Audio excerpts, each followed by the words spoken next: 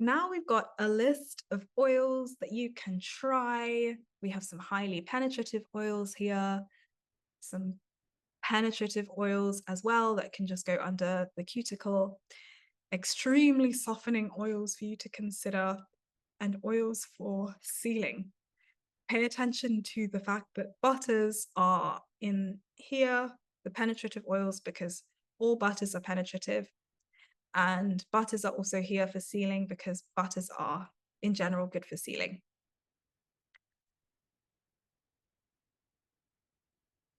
So the characteristics for different use cases of oils are summarized on this slide, so you can have a look. So when would you want to use penetrative oils and butters?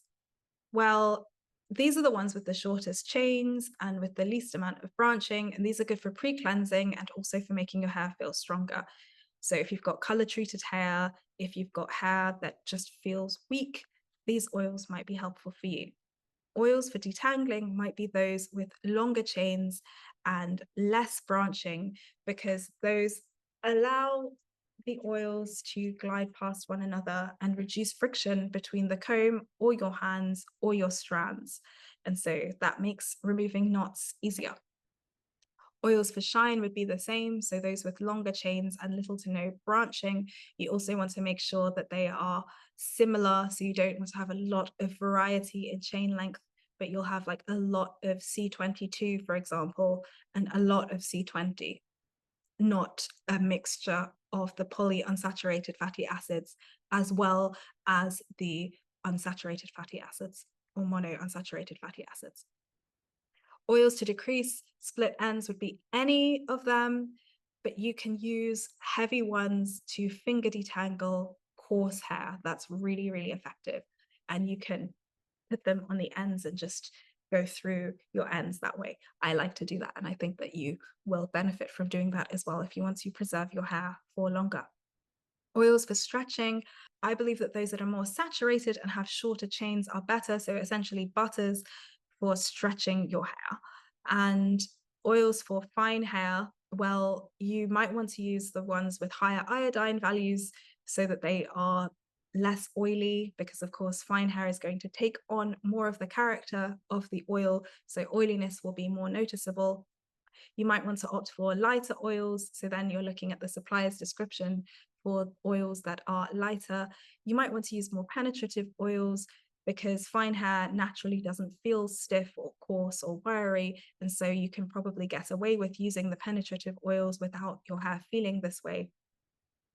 And you might not need the ones with the longer chains to make your hair feel softer because it might naturally already feel soft. Then we're looking at oils to enhance your conditioner.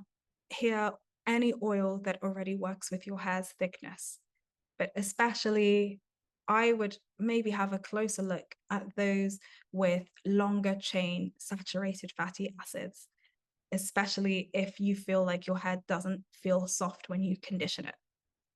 Oils for thick hair, you want to avoid highly penetrative oils in thick hair, especially if your hair naturally feels coarse or wiry, because when you use these oils, they can make your hair feel stiff, particularly at lower humidity. And so you can use these, but only in a pre-cleansing step. At least that would be my advice to you, unless you have different experience with your hair.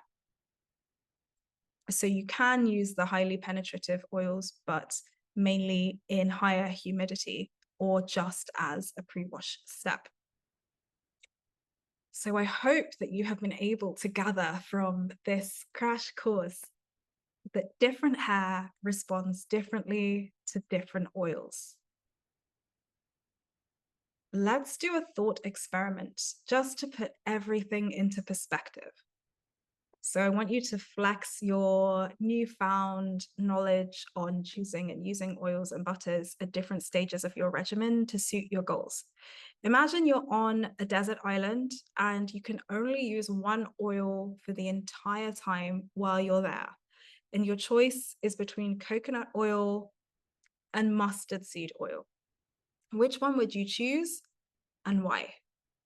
So we can see the description. Coconut oil is light, it's oily, it's strengthening, it's ultra penetrative. Contrastingly, we have mustard oil, which is thick, it's less oily, it's very softening, and it's less penetrative. So less strengthening than coconut oil is going to be, because it's not penetrating into the cortex and affecting those proteins and helping those proteins be strong. So, this is the desert island you're on. Lucky you. Okay, so maybe these are your thoughts and maybe this is you. It looks like you're working out, but let's ignore that and just see what you have to say. So what you have said here is, oh, my hair is fine and it breaks easily. And it's humid here on this island. So the coconut oil is not going to make it stiff. And plus my hair is fine, so I don't have to worry about that anyway. I want strength in my hair. My hair naturally feels soft. I want it to grow long and I don't mind the oily residue. I prefer a light oil. So I'll be going in the sea as well and washing my hair a lot, and I want to protect it from the water. These would be reasons for using coconut oil as opposed to mustard seed oil.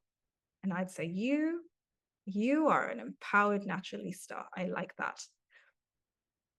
And maybe these are your thoughts. My strands are really thick and they naturally feel quite rough. They tangle a lot, and this is the main cause of my breakage. Lubricating my strands so that my hands can glide through them will massively reduce my breakage. I can do this before I wash my hair and in between cleansing sessions. So here we have someone with thick hair who wants their hair to feel softer and who wants to have help with detangling. And then in that case, looking at an oil that is less penetrative, that is more slippery and more softening to use in between cleansing sessions might be the preference. And this indeed is your preference if this is you. All right. Whoa, we're finished, guys. We are finished, kind of. So now we've just got just a few last words. I'm so glad that you made it through this workshop. This was a lot of information. I hope you've taken a lot of notes. I hope that there are some takeaways. My hope is that you have been informed, that this has been informative for you, that you've enjoyed this, and that you will be putting this to use in your regime depending upon your hair and your needs and your goals.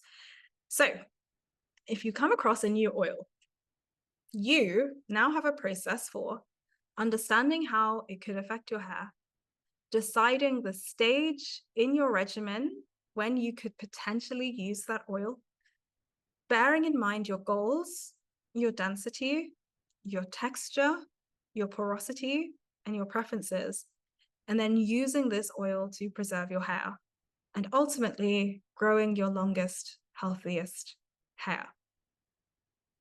In the coming days, you're going to receive an email from me inviting you to take all that you've learned and integrate it into a holistic plan for the next year.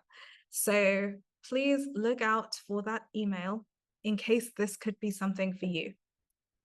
Was this what you needed? What changes are you going to be making to your regimen? And what is going to stay the same? Please remember to center your own self-knowledge when it comes to making adjustments to your regimen. I wish you every success on your continued path towards a healthy relationship with your hair. And I also want to remind you to check out the bonus content for more instructions and guidance. You are not alone, and I invite you to book a one-to-one call with me if you want me by your side as you put all of this into practice. So you can DM me the words, I want a regimen audit for a one-to-one audit and follow up with me, and DM me the words, I want to apply for a free connection call to see if my program could work for you. Note that the spots to my one-to-one mentorship are limited.